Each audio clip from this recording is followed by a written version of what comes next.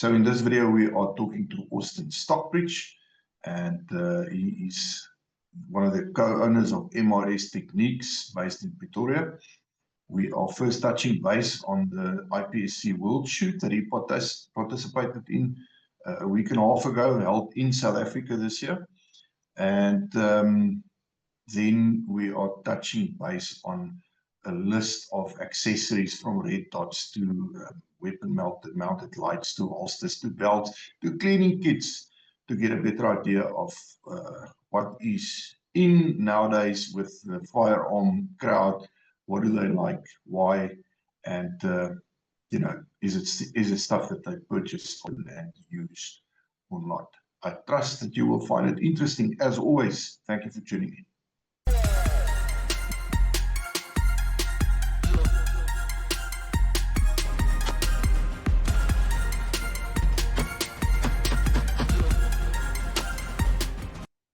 Good evening, Rian Kutsia Fortis, Proactive Defense Solutions.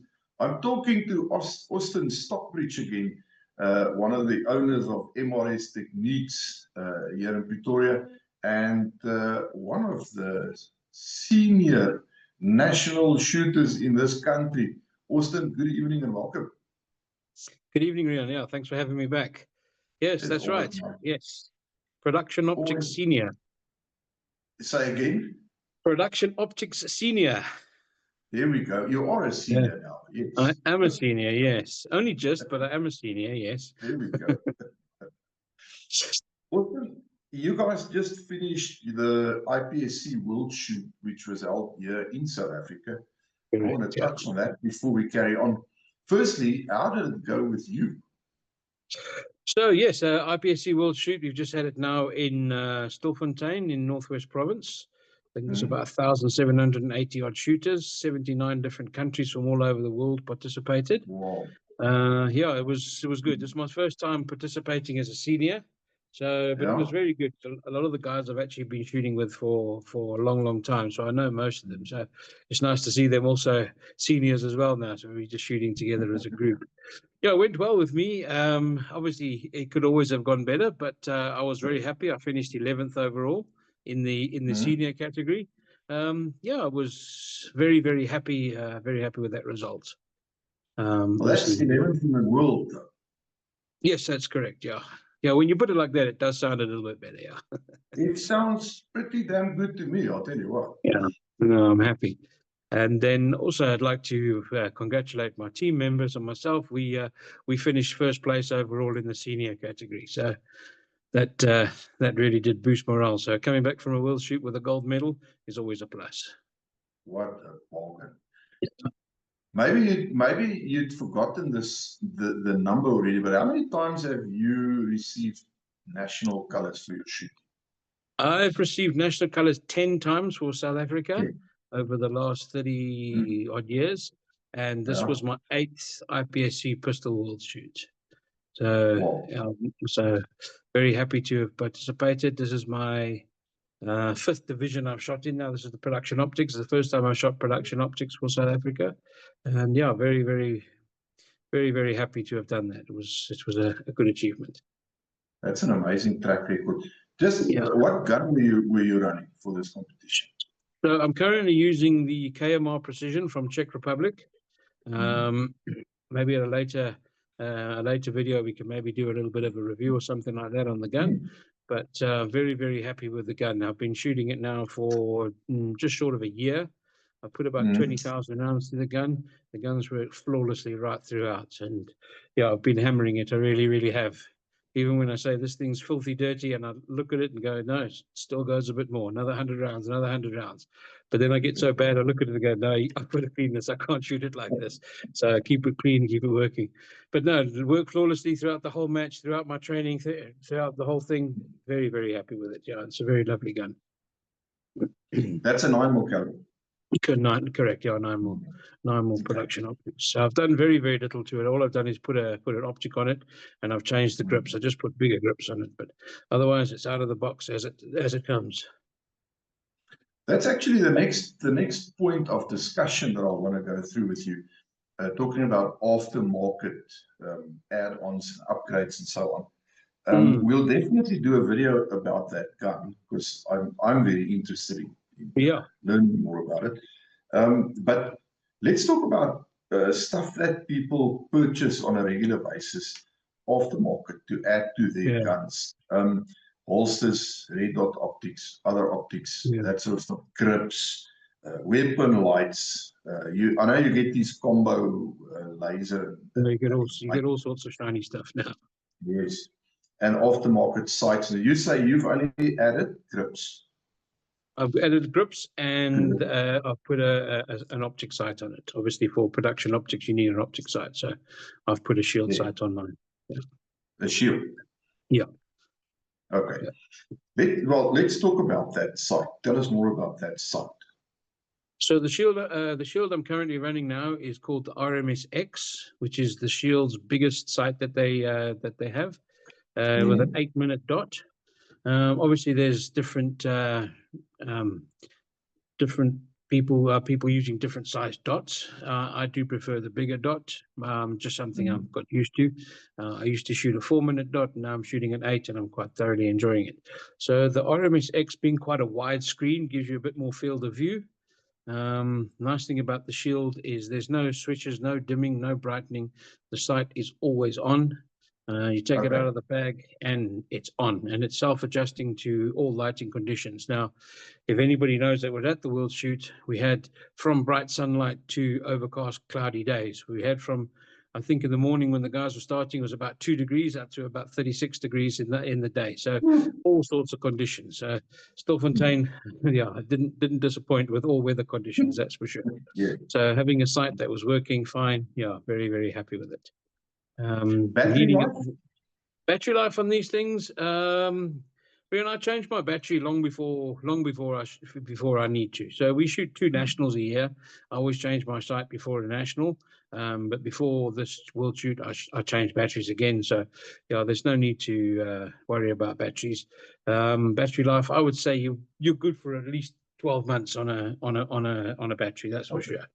Some people do have a concern with the Shield that you have to take it off to change the battery, put it back on. My argument with that is, if you're going to change your battery and not go and fire a couple of shots, well, then that's your own thing. And yes, there is some times where you don't, like during the middle of a competition, where you may need to change your sight.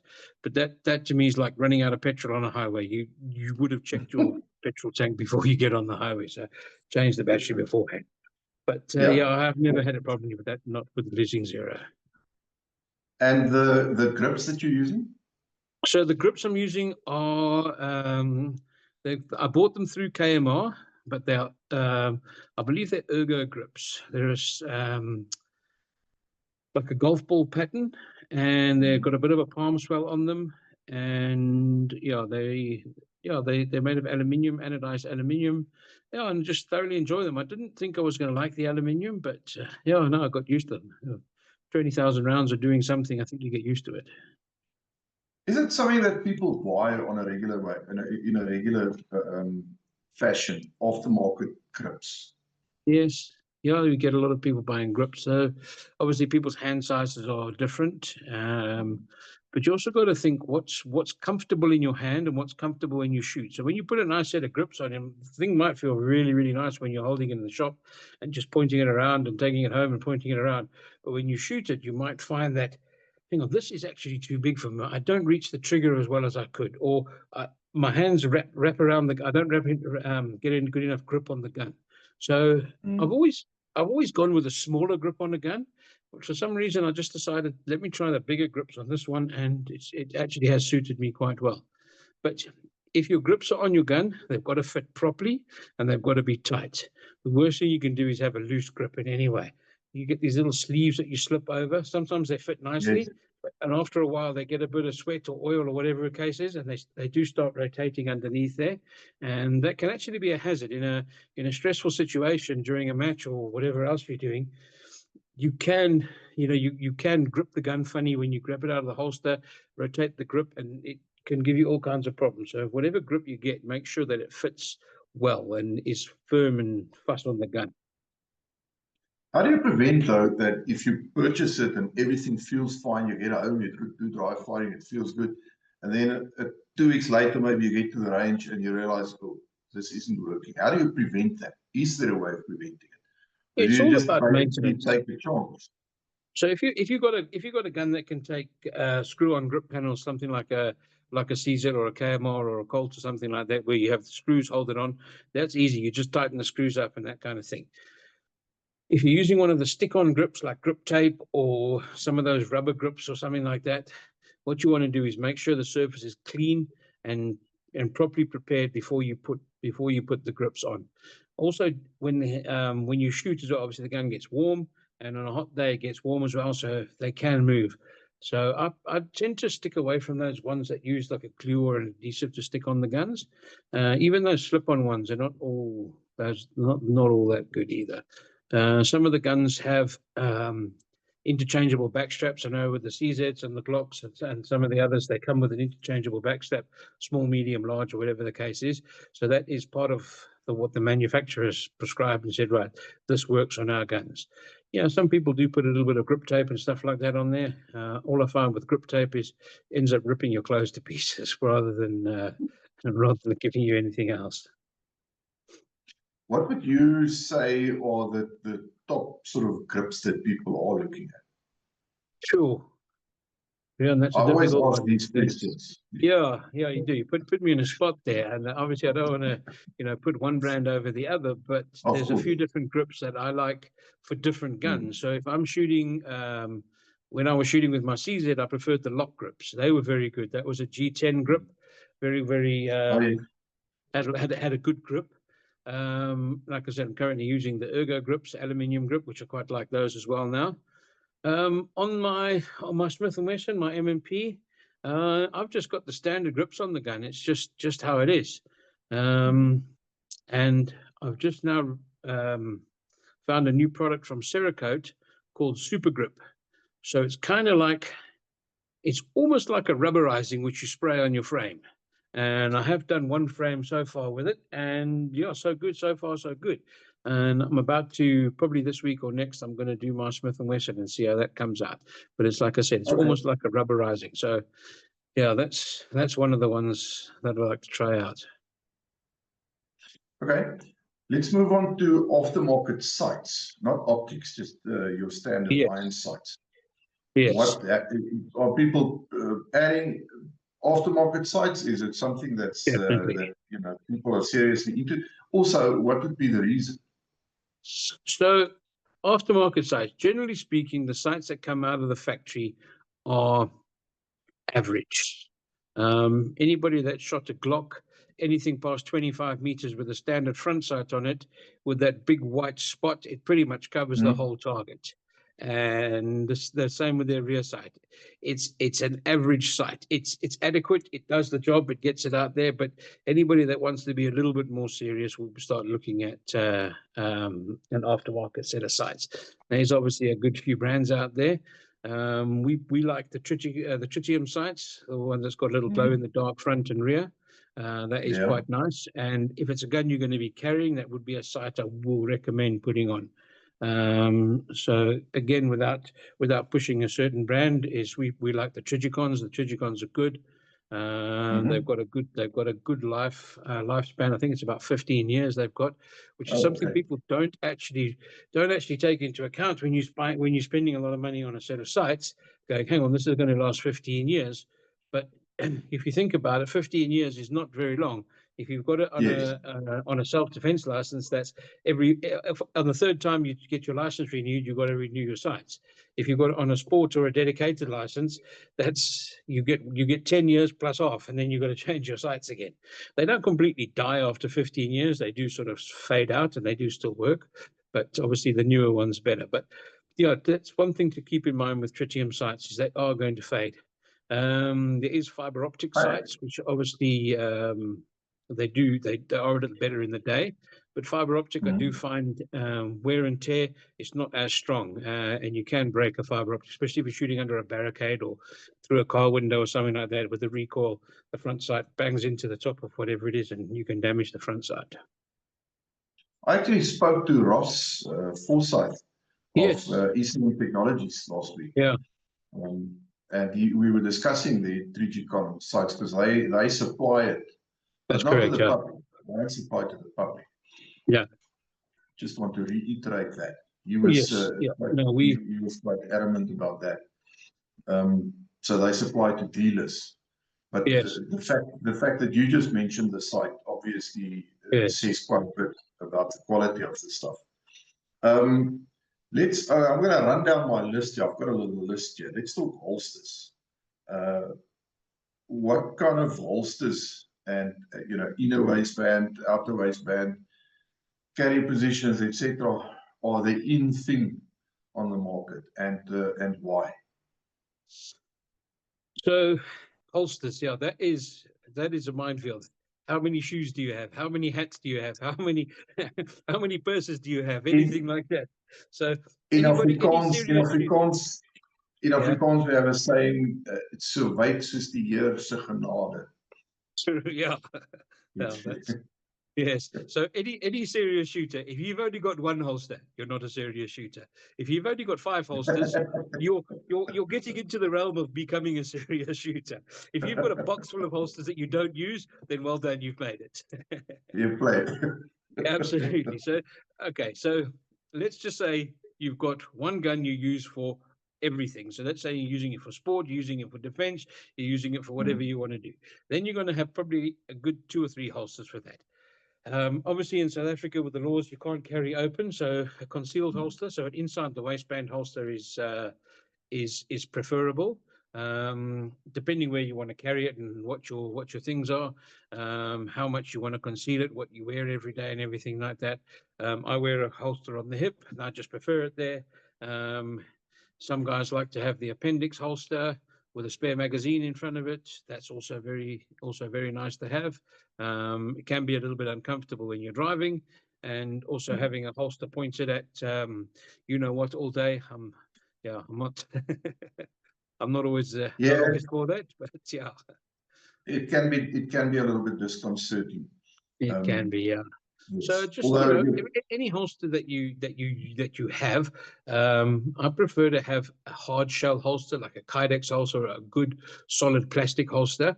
So when you draw the gun, obviously drawing the gun is one thing, but reholstering the gun is just as important, because in a stressful situation, you're not always looking to see where you're putting the holsters. Now, if you've got one of those little flat leather holsters, which is very nice to carry, very comfortable and everything like that, but reholstering it, you're going to have to try get your other hand there. You're going to put your fingers over the muzzle, and you're going to be trying to like poke it in there, and you run the risk of all sorts of things. So have a good solid Kydex holster or a good solid plastic holster that's going to be make holstering the gun very easy again. You also want to have something that's comfortable. You're going to wear this holster, let's call it probably 10 hours a day in most situations, maybe more. You're going to wear something that's very, very comfortable. So the downside of wearing different holsters is it chews up your car seats, chews up your pants, chews up your shirts. Anybody that's got a T-shirt that doesn't have full of holes all on one side has not carried a gun long enough, because you bang it on a cupboard, you bang it on a door, you bang it on everything, it makes a hole in your shirt. So everybody that's carrying a gun has got holes in their T-shirts and clothing. And also in the summer, you want to carry something lightweight. So you've got just a T-shirt on, you want something that's concealable. Now, I think just adding to that, as with everything that we're discussing now, I mean, the trick is always you have to practice with it as often as you can. Dry firing, getting that gun out, getting it back in the holster in a safe and proper manner, and making sure that it's properly in the holster. Correct. You don't just start doing that. You have to practice that all the time, as regular as you absolutely can. That makes all the difference. Let's move on to weapon. Can I just move back onto the holstering again? So sure. If you're carrying a holster on your hip, right, and you put your gun back into the holster, and a piece of your shirt gets in the way, and you will have an accidental discharge. At worst, you're going to just nick your butt cheek.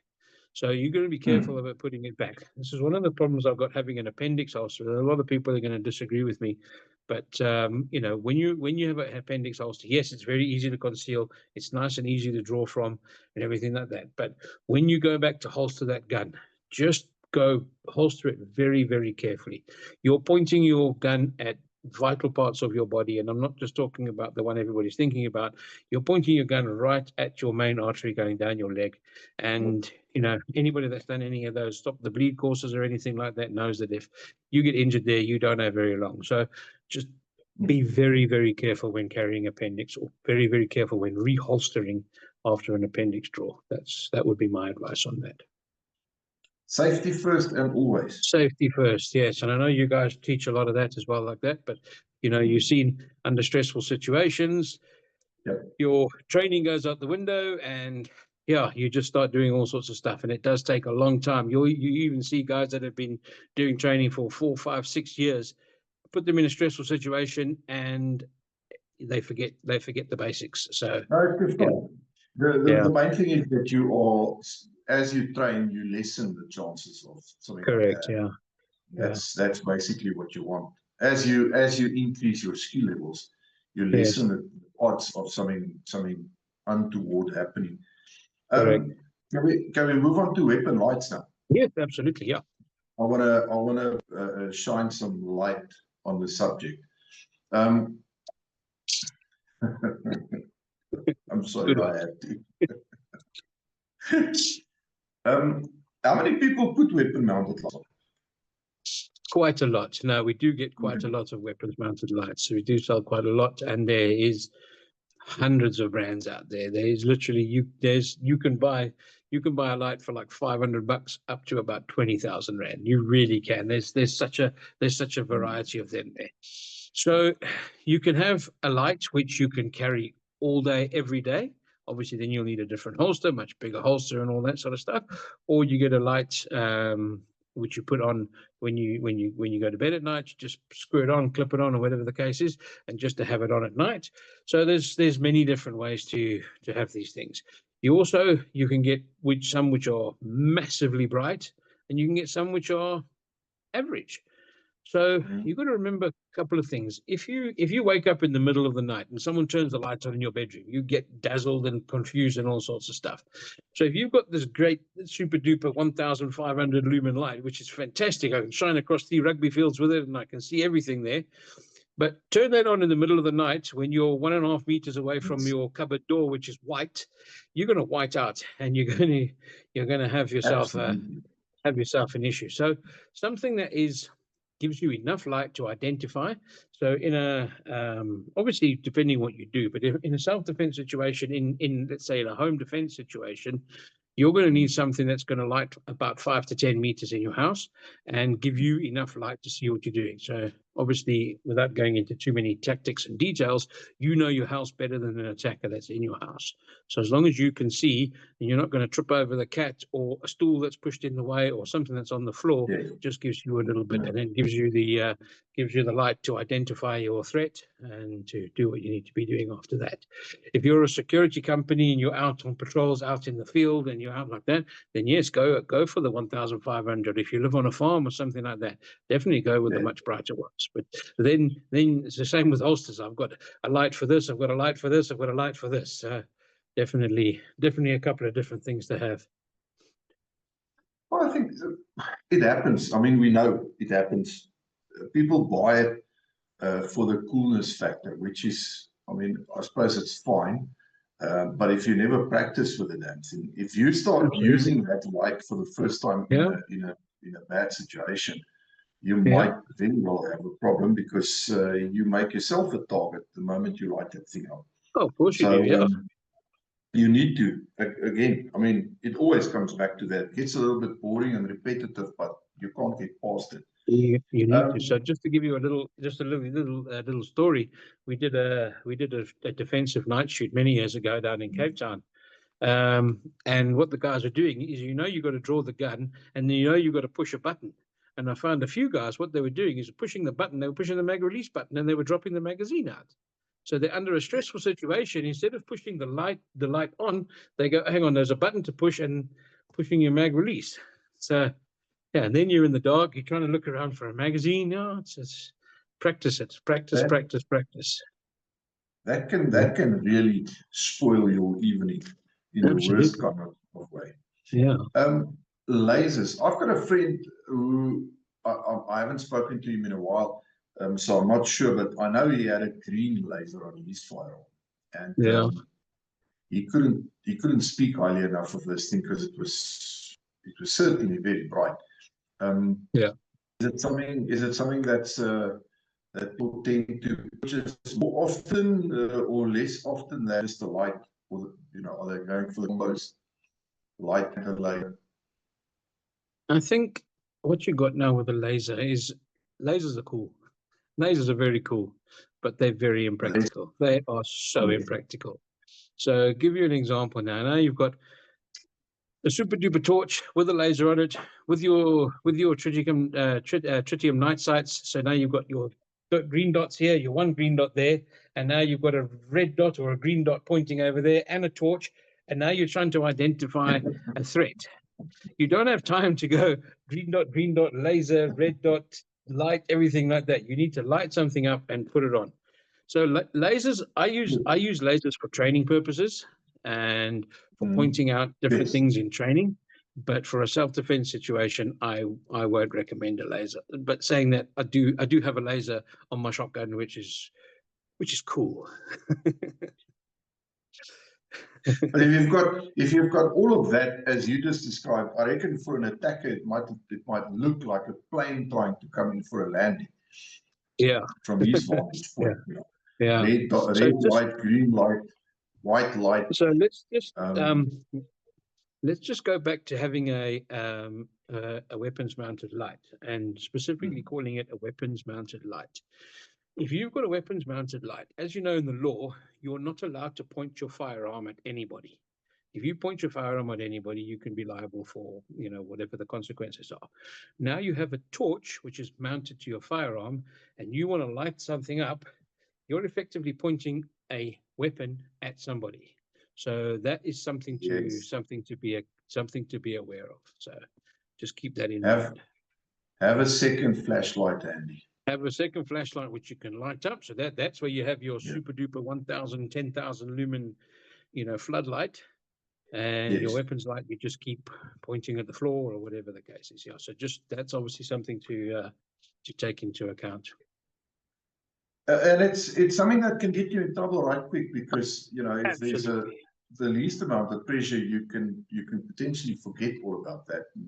Absolutely. Yeah, I know. I said, you push your magazine release button, and just to switch your lights on, and now you're shining your torch at. You don't know who it is. It could be your neighbor knocking on your door to come and to borrow something. It could be a child coming home. It could be anything. So very, very. Be very, very careful with these things. Magazines and mag loaders. Do people buy extended magazines? Yes, extended magazines. Yes, we do sell quite a few of those. You get the +2 shoes. You get the extended mags. You get 15 round mags over a 13. You get all those kind of things. You get conversion mags. What I'll recommend to do is stick with the manufacturer's magazine. So if you've got a Glock, stick with the Glock magazine and the extended Glock magazine. The nice thing is, if you've got a small Glock like a Glock 19, you can take Glock 19 and Glock 17. You can even take the 32 round magazines, all in the same thing.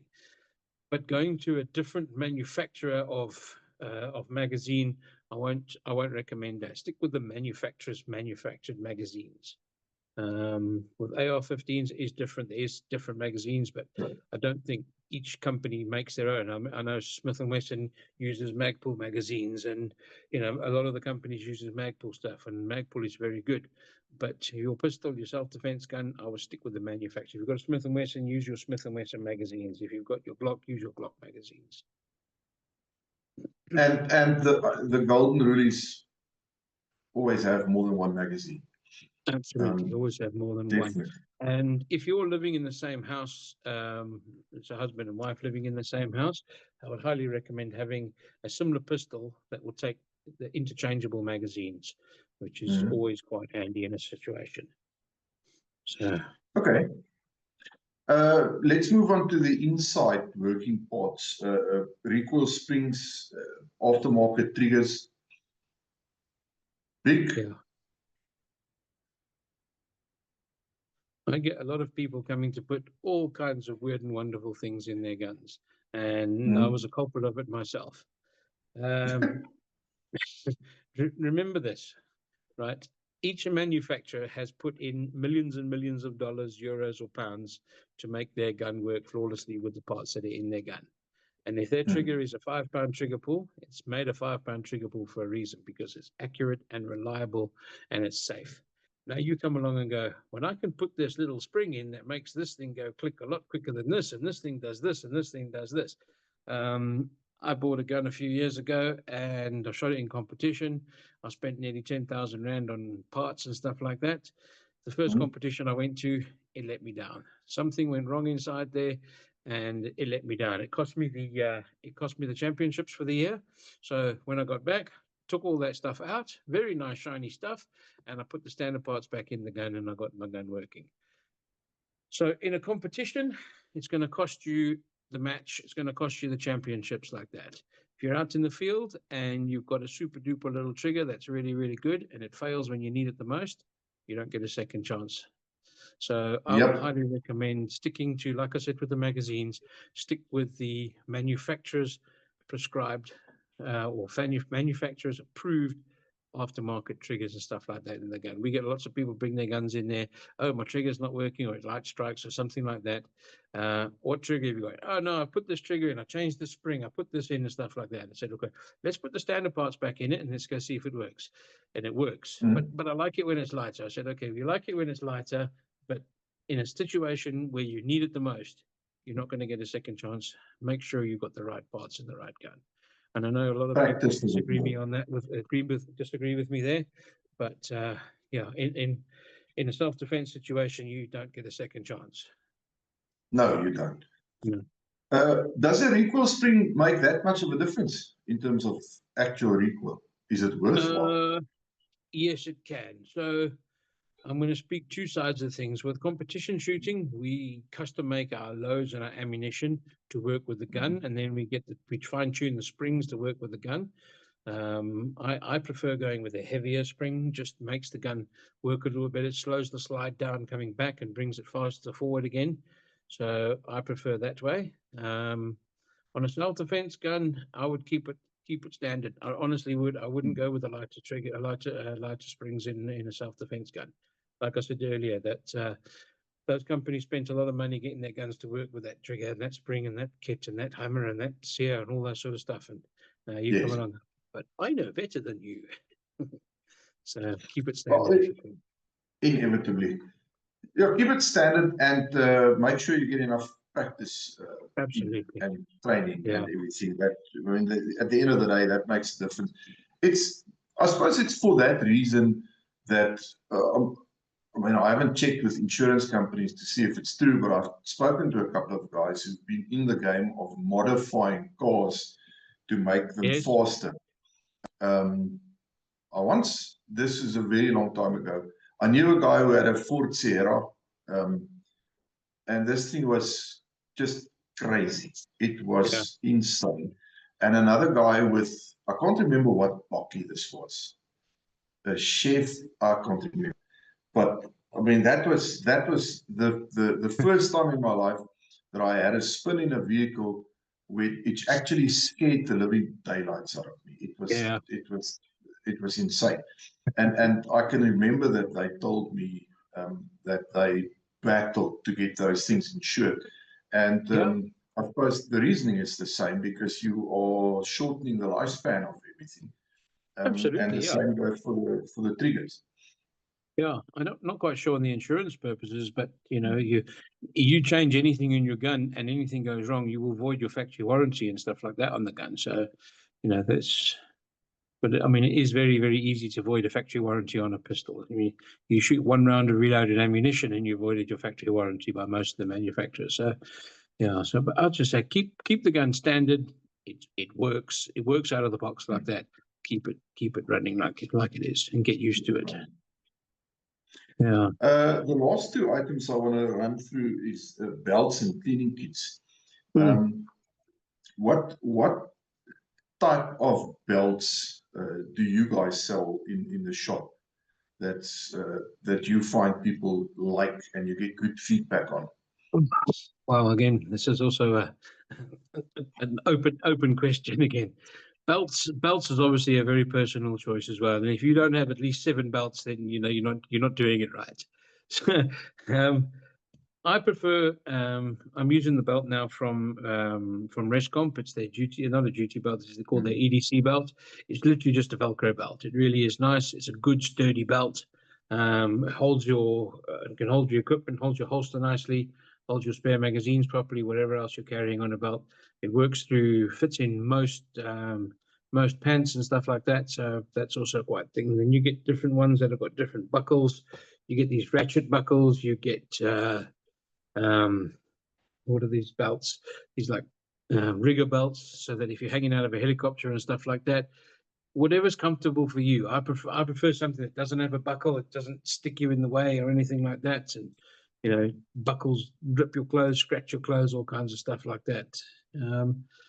Again, belts is definitely a personal choice. As I said, I prefer just a simple one, which is literally just Velcro. That's pretty much all it is. It doesn't have a buckle. It's one of the nicest ones I use. Velcro and sturdy, and it lasts a long time.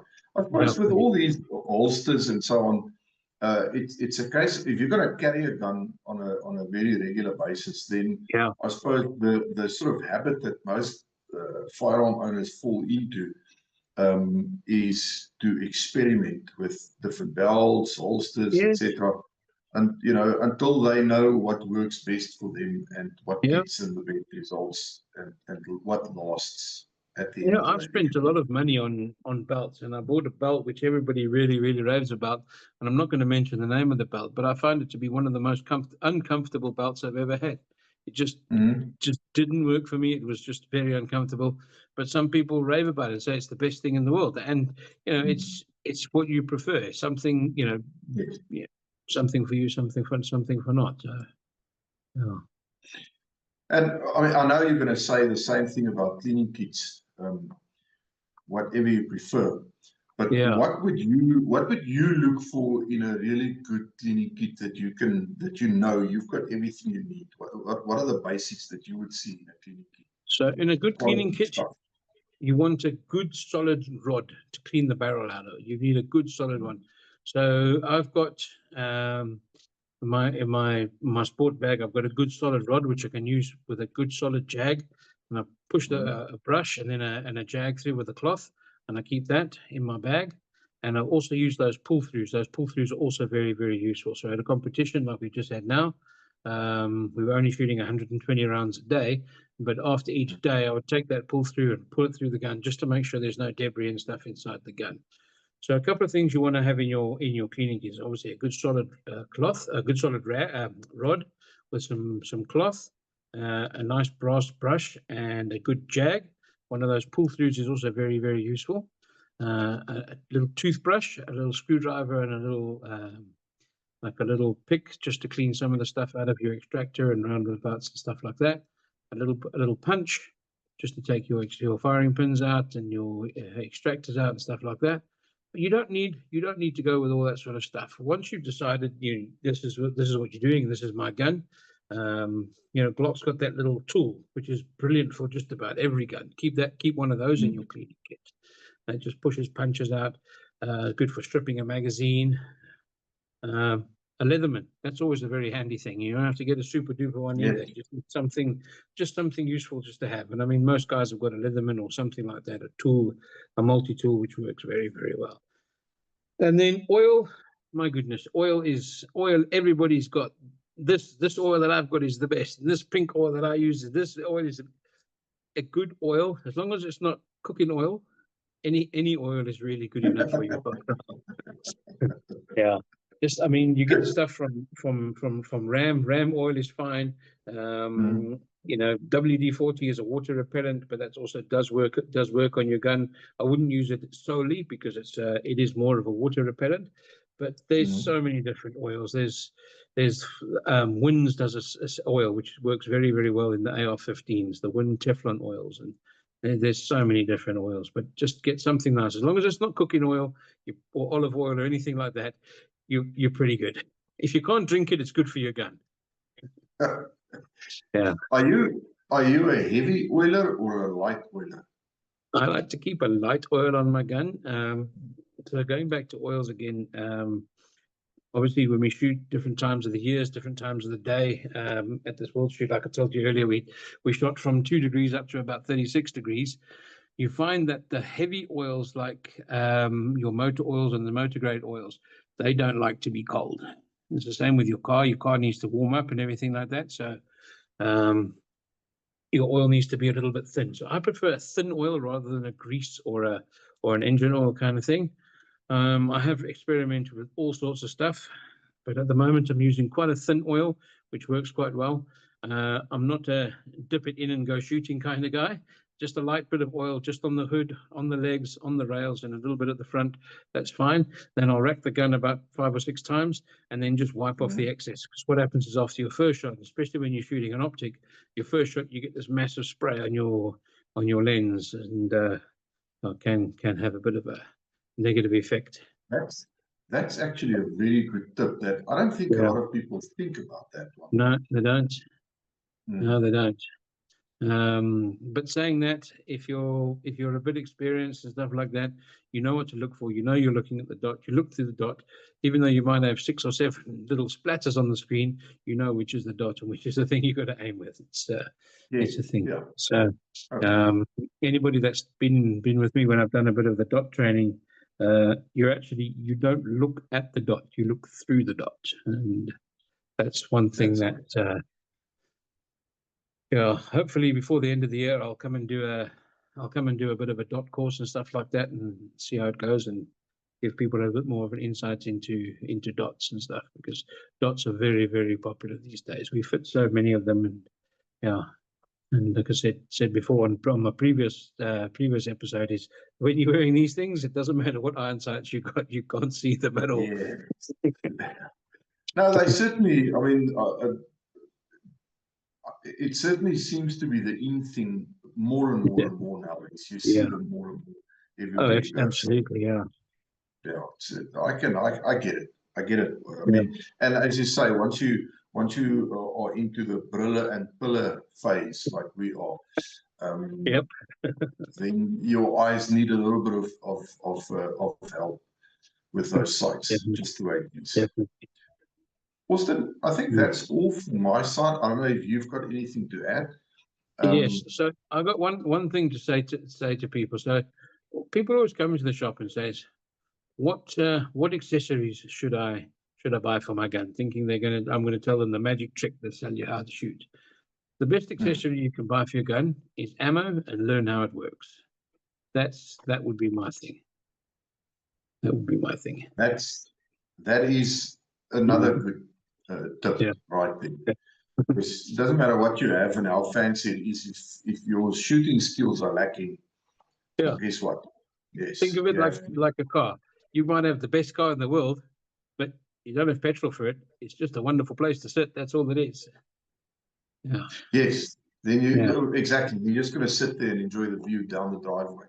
Exactly. Yeah. So, but again, going back to that now, if I was going to say one thing, if there's one thing you could upgrade on any gun that you buy, I would say adapt the sighting, the sights. So either with a nice set of night sights or a nice set of high visible sights that you can see very well, or go the optics route as well. Like I said, as you get older, you need glasses. You can't see the sights, so an optic is very good. So I would say the first thing, the number one thing to upgrade your gun is to get a decent set of sights, and then you can play with the other stuff later. Awesome. Thank you. For the viewers and the listeners, you guys, you all know the story by now. If you are interested in contacting Austen and speak to him or any of the other guys, his brother Guy at MRS Technologies, then Techniques, the website address will be displayed on the screen for the duration of the video. So you can put our phone number up as well, and you can give us a call anytime. That's fine. There we go. And as always, we do offer a discount to Fortis members, so for their site fitting. So there's always that on the line as well. There we go. That's something to remember right there. Austen, while we're at it, give me that phone number. Now you put me on the spot. It's 012 012 998 998 3622. 3622. 22. Okay. I'm going to put that on the screen too. Thanks. So that it's all right. As always, like the video, subscribe to the channel, please help us grow so we can reach an ever bigger audience. Smash that bell icon so you can get notifications of all our future videos coming out.